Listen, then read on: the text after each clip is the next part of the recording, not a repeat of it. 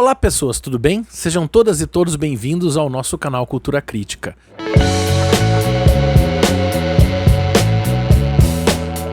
Semana passada a gente falou um pouco num vídeo anterior, que eu vou deixar nos cards por aqui, do Duna, que é um livro escrito por Frank Herbert em 1965, e a gente falou que o livro é uma saga com 6 volumes, não é? Que é um longo épico de ficção científica, calcado na dimensão da ecologia, na luta contra a inteligência artificial, contra as máquinas, uma vez que o universo de Duna surge a partir de uma guerra contra a inteligência artificial, contra as máquinas, numa guerra chamada Jihad Butleriana.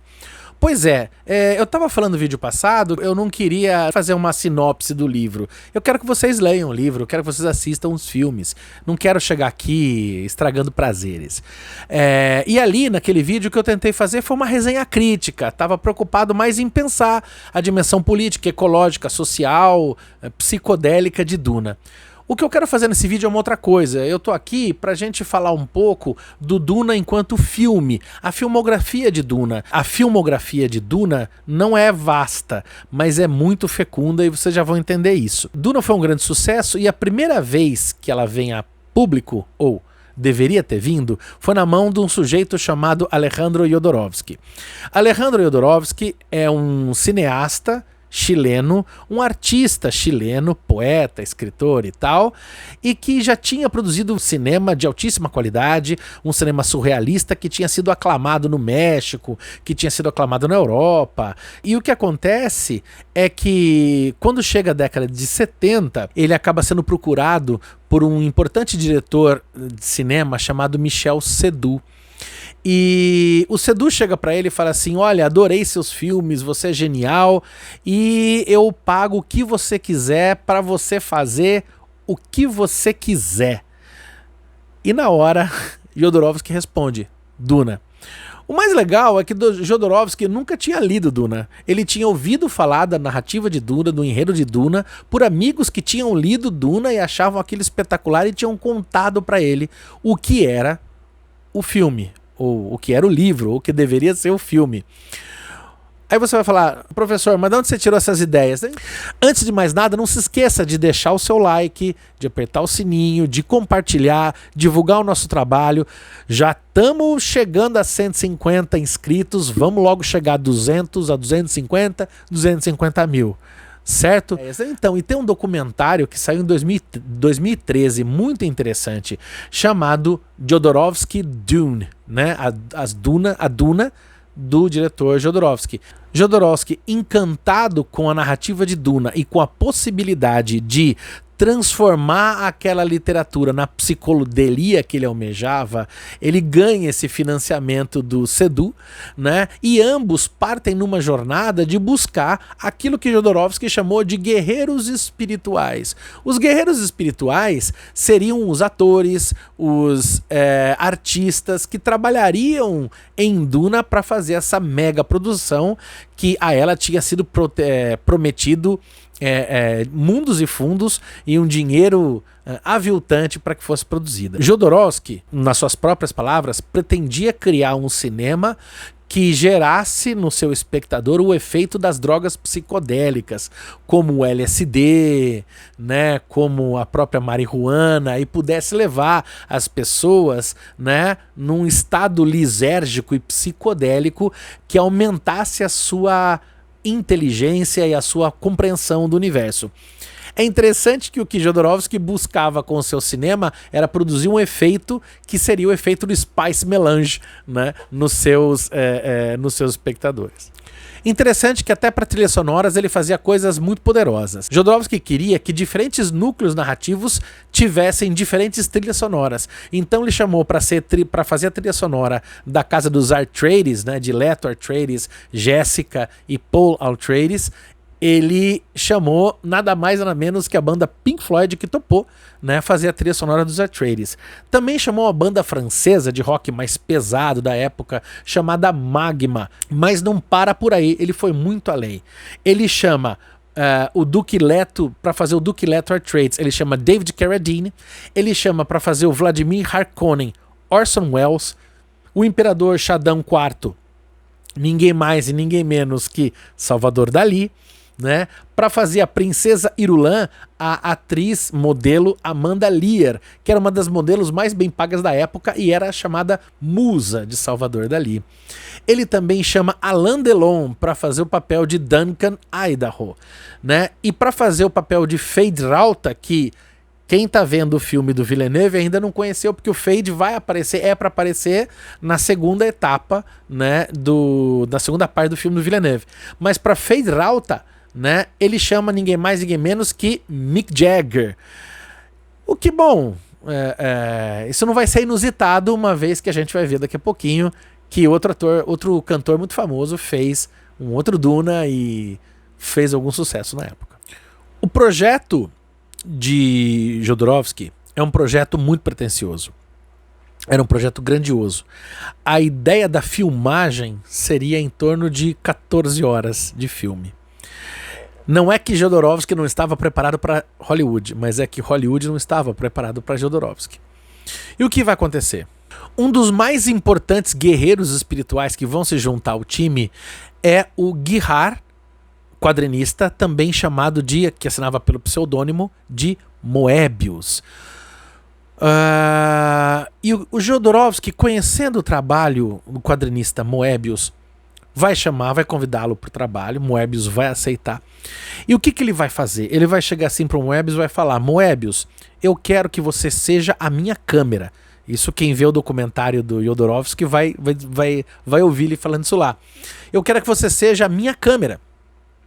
E daí ele vai pegar e vai fazer o storyboard, né? Que é uma prática comum no cinema, que é fazer o storyboard de cada cena que ele planejava.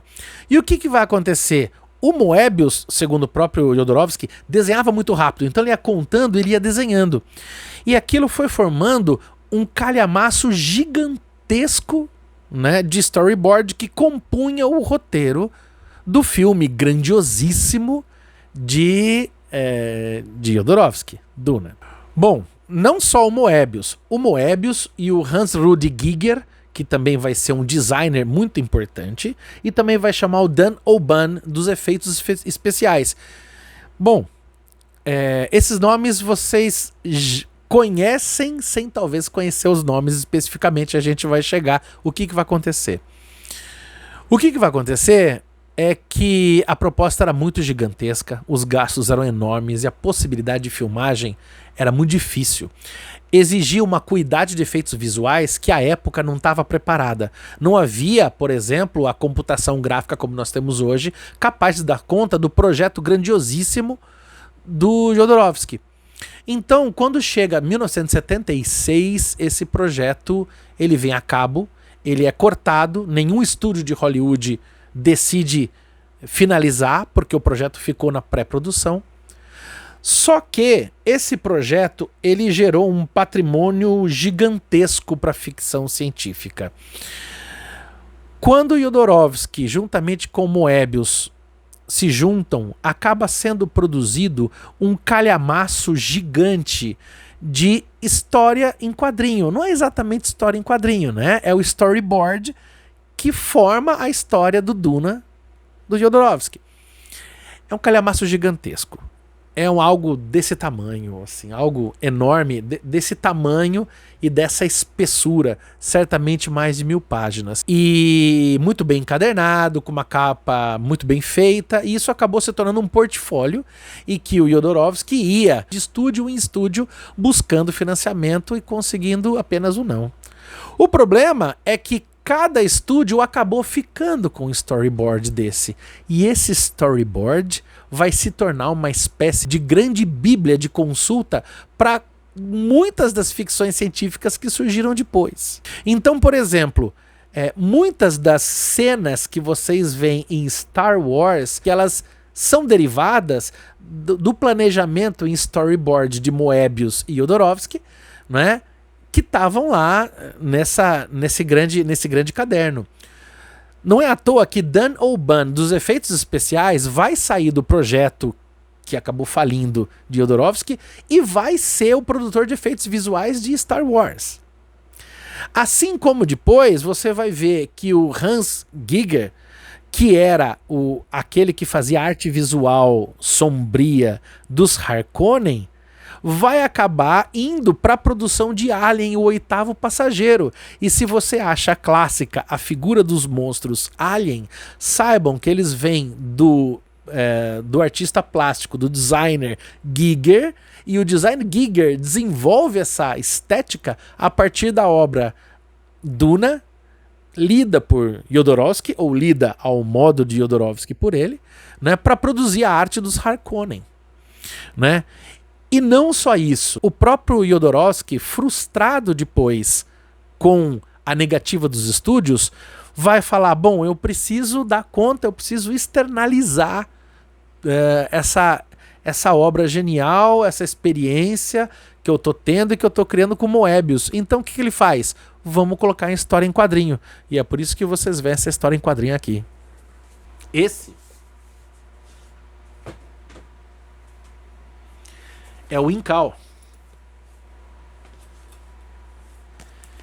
E essa história em quadrinho, em grande parte, olha lá, essa história em quadrinho, ela nada mais é do que o storyboard de Duna, que foi, uma vez que o projeto não veio a cabo, que foi tomado, não é?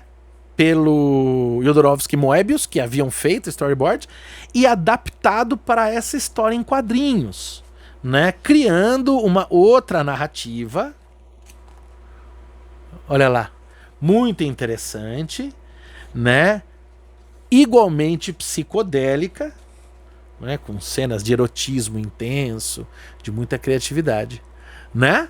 E que em breve a gente, assim que possível, assim que eu terminar de ler tudo, eu vou fazer aqui um review e um comentário sobre o que eu acho da obra. Só não falo o que eu acho da obra ainda, porque não li a obra ainda.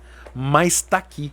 Mas não para por aí. O próprio cartunista Moebius vai ser convidado para criar a revista Heavy Metal, né, em 1977, que muitos de vocês já devem ter ouvido falar, uma revista muito importante de um horror intenso, de uma estética muito poderosa e gritante, não é? E que só pôde surgir porque Moebius se envolveu no projeto com Jodorowsky e se inspirou nessa estrutura estética e acabou sendo convidado para produzir a Heavy Metal. De 84 a 89, Moebius também é convidado para trabalhar com a Marvel e juntamente com Stan Lee, em 88, para criar o episódio famoso O Surfista Prateado Parábola. Então veja, é muito interessante que Duna é uma obra de ficção científica tão poderosa que foi capaz de criar uma obra que nunca veio a público pelas mãos do genial Jodorowsky, mas que, entretanto, continua reverberando em grande parte da ficção científica, no cinema, nas histórias em quadrinhos e na literatura em geral de ficção científica. Quem já viu a saga Star Wars certamente se lembra do momento em que, aprisionado, o Jedi Luke Skywalker vai ser lançado no deserto a um animal que nada mais é do que um grande verme de boca gigantesca, cheia de dentes, e depois, obviamente, o herói vai sair dessa... Essa inspiração do Star Wars veio do storyboard de Duna, do Jodorowsky, certo? Diante de tudo isso, desse grande fracasso, talvez o maior fracasso de maior sucesso de todos os tempos, surge em 1984 a obra de David Lynch. O filme Duna de David Lynch é bastante interessante, né? E é muito criticado e infelizmente não foi um sucesso de crítica. Inclusive Jodorowsky, no documentário 2013, fala, né, que ele viu o filme do Lynch. Quando ele soube que o Lynch ia fazer, ele ficou assustado, ficou feliz porque seria a obra feita, mas muito triste porque não era ele que estava fazendo, e ele admirava, era fã do trabalho do David Lynch.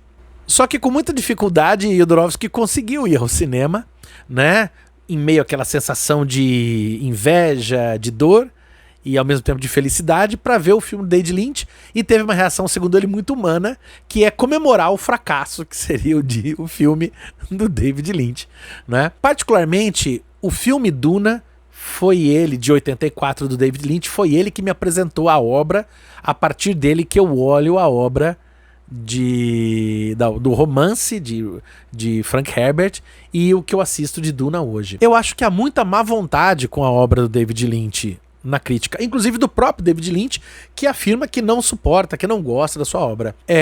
Eu acho que ela se tornou muito datada. Eu acho que os efeitos especiais envelheceram mal, mas bom, são efeitos especiais de 1984 e o cinema não estava suficientemente preparado para a pujança do que seria a obra. David Lynch comete um ato de extrema coragem, que é pegar um romance complicadíssimo como Duna, muito extenso, e conseguir condensar numa única obra de ficção cinematográfica de aproximadamente 2 horas. Né? É muita coisa para colocar num único filme. Villeneuve contemporaneamente não, já dividiu em 2 partes, estrategicamente mais interessante.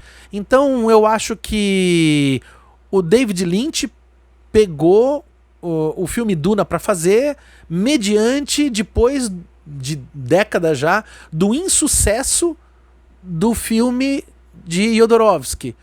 Eu acho que é uma grande responsabilidade. Eu acho que, de uma certa feita, o Lynch topou o desafio, né, de fazer.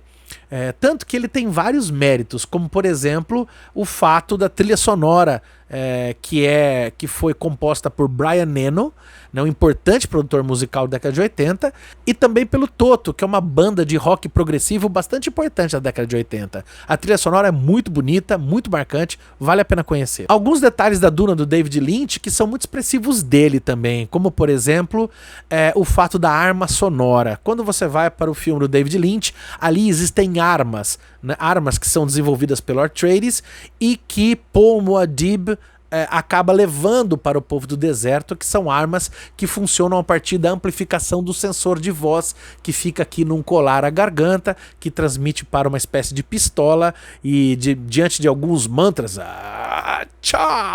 eles explodem as coisas. Isso não está no romance, mas eu acho interessante porque justifica um elemento que está no romance, que é o temor do imperador diante do Duque Leto. O imperador, no romance, ele diz que era preciso acabar com os Atreides porque eles estavam se empoderando. Então, no desejo, me parece, de buscar a materialidade desse empoderamento, o David Lynch coloca a arma sonora.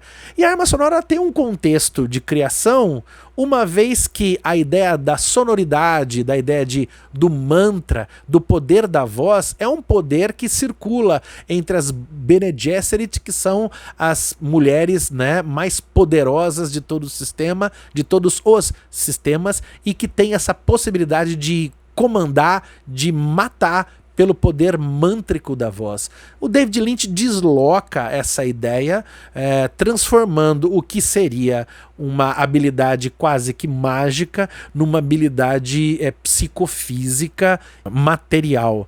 Acho isso muito interessante. Transforma essa dimensão mágica numa dimensão psicofísica material. Acho isso um recurso poético válido do David Lynch. Outra coisa específica do David Lynch é que ele deixa claro as intenções do imperador quando a abertura do filme começa com um grande verme numa cápsula que supõe-se ser de Spice Melange, né? Esse grande verme, né, gigantesco, de olhos azuis, não está no primeiro volume de Duna, do livro, mas vai estar nos outros, né? Messias de Duna, o Imperador de Duna, vai estar nos outros livros, porque aquele ser vérmico flutuante imerso em Spice Melange, ele é um navegador, e o navegador é um dos seres de maior potência psíquica que existe no universo de Duna, porque ele que tem a presciência capaz de permitir que seja possível fazer o deslocamento espacial das naves, não é? E diante desse poder, os grandes vermes, que são seres humanos que foram se deformando pela transformação do Spice, né, até a condição vérmica, eles têm o poder da presciência, de prever o futuro.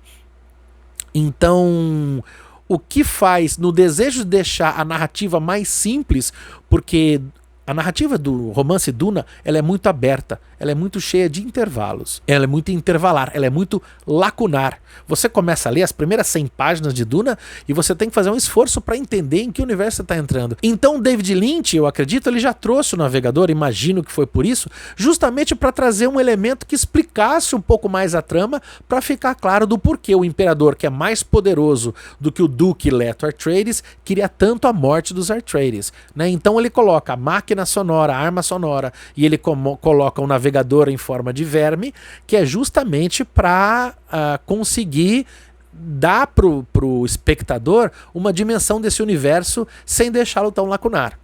Eu acho que é isso. Eu acho muito meritosa a obra do Lynch. Acho que os efeitos especiais envelhecem com alguma sofrência, mas vale muito a pena ver. Eu acho que é um filme datado. E bom, eu sou historiador e como historiador eu gosto de apreciar as coisas que se perderam no tempo, mas que carregam a sua nostalgia e que carregam um senso estético de um período. Eu acho muito válido. Já a obra Duna, de Denis Villeneuve, parte 1, porque agora no segundo semestre, é o que tudo indica, teremos a parte 2. Bom, ela está muito bem adaptada ao nosso tempo. Vamos ver como ela vai envelhecer. Ela é bastante bem feita, os efeitos visuais são primorosíssimos, o Villeneuve é mestre nessas dimensões gigantes. Na verdade, essa sensação de pequenez do humano diante de dimensões gigantescas nada mais é do que uma radicalização da estética romântica, do sublime romântico, né? O romantismo que coloca o ser humano em grandes naturezas, em grandes acontecimentos geológicos, né? Para mostrar quão pequeno é o homem diante do universo. Esse sentimento a partir da arte de sublime, ele não é novo, né? E o Villeneuve resgata muito bem essa dimensão romântica que existe na gente, com grandes amplidões e grandes dimensões. Isso é muito bonito. Isso vale muito, a fotografia do filme é muito, muito interessante. Ele responde muito bem ao romance, ele parece ser bastante fiel à medida do possível, se é que é possível ser fiel, se é que é interessante ser fiel, né? A obra Duna, ao romance, à literatura de Duna. Uma observação, né? O Jodorowsky, ele falava que assim, que não tem que seguir a obra original, que o cineasta tem que fazer é possuir, como o noivo possui a sua noiva nas núpcias. É preciso dessacralizá-la, é preciso possuí-la e transformar em outra coisa, rasgando o véu das núpcias, né? Pois é. Não é isso que a gente tá vendo em Villeneuve nesse aspecto, né? O Villeneuve tá produzindo muito bem um filme nos paradigmas hollywoodianos. Acho que o Villeneuve tá produzindo com muito bom gosto o que tá fazendo dentro dos paradigmas hollywoodianos, né? Chamou o Hans Zimmer, né, para fazer a trilha sonora, que é talvez o grande músico, produtor musical das trilhas sonoras, né, do cinema contemporâneo, né, acertou demais. E assim, um grande elenco, né, como já é tradição de Duna desde a época do Jodorowsky, né. O Timothée Chalamet como Paul Atreides, né, que vai se tornar Paul Muad'Dib, né. A Rebecca Ferguson como Lady Jessica, o Oscar Isaac como Duke Leto, né, o Josh Brolin como Gurney Halleck, né, que é o Thanos, né, que tá fazendo o Gurney, né, enfim, o Stellan Skarsgård, Dave Bautista, a Zendaya como Chani, Jason Momoa fez o papel de Duncan Idaho, né, e o Javier Bardem como Stilgar. Bom, é muito complicado dar um parecer para um filme que tem só a segunda parte anunciada. O que eu deixo de pergunta para o filme do Villeneuve é em que medida ele vai conseguir romper, revolucionar com o universo hollywoodiano. Eu acho que todo filme grandioso, ele precisa ter essa coisa de se adequar a Hollywood. Bom, precisa, porque é preciso ter o financiamento da indústria, mas ao mesmo tempo ele precisa trazer algo novo. O Jodorowsky trazia tanta coisa nova que não pôde ser realizado. O do David Lynch trouxe coisa nova, mas não o suficiente para envelhecer bem. Aí vamos ver a responsa do Denis Villeneuve. Como que o filme vai conseguir superar certos clichês hollywoodianos? E no meu modo de entender, o clichê hollywoodiano que ele precisa superar para atingir, no meu ponto de vista, o mínimo necessário do universo Duna é o conceito de par romântico. No universo Duna, Paul Muad'Dib e Shani vão fazer um par, mas não um par romântico. Frank Herbert quebra o romantismo, as expectativas do mero casal romântico que heroicamente superam tudo e estarão juntos felizes para sempre. Ele sai desse paradigma e ele está muito mais imbuído de uma realidade étnica, de uma dimensão antropológica de que Paul Muad'Dib está com Shani porque sim a ama, porque há uma dimensão de aceitação comunitária e de rito étnico de todo aquele povo, e ele tem funções sociais a cumprir, tanto diante do povo e, no futuro, diante do império, o que pressupõe também certas obrigações maritais do lado de cá e do lado de lá. Não vou falar mais porque seria spoiler. Como que Denis Villeneuve vai lidar com a moral cristã tão marcante no cinema hollywoodiano? Ele vai conseguir superar? Jodorowsky superava sem nenhum medo, citava o cristianismo sem medo de citar e rompia o cristianismo sem medo de romper, coisa que o Frank Herbert faz isso em sua literatura. A questão é, o Denis Villeneuve nos conquista pela visualidade, pelos efeitos especiais, só faltava não ter, uma vez que nós estamos na época do auge dos efeitos especiais. Mas e aí, vai conseguir superar os nossos paradigmas morais tão cristalizados do sistema de Hollywood? Fica a pergunta. Bom, isso é um pouco de tudo que eu podia dizer sobre os filmes. Também deixei de lado de falar da série que teve de Duna, né? Duna 2000, se não me engano, mas não encontrei tanta expressividade, recepção muito famosa da obra, e também assisti um ou outro capítulo que me deixa à vontade para falar. Eu acho que é isso. Aqui embaixo eu vou deixar indicado uma lista de Duna, né, de vários documentários. Tem um canal chamado Central Pandora que tem grandes estudos sobre Duna, é muito interessante. Valeu, galera do Pandora, assisti vários de vocês, me inspirei vários para esse vídeo, e tamo junto. E também o canal do PH Santos falando sobre Duna, canal do Refúgio Cult falando sobre Duna, enfim, sobre cinema, sobre literatura, alguns canais em inglês comentando também para quem se dispuser a entender inglês ou colocar no tradutor. Enfim, muito obrigado pela participação. Não esquece de contribuir com o seu like, compartilhando e deixando aqui um olá e a sua opinião no canal. Muito obrigado. Eu sou o Fábio, esse é o Cultura Crítica.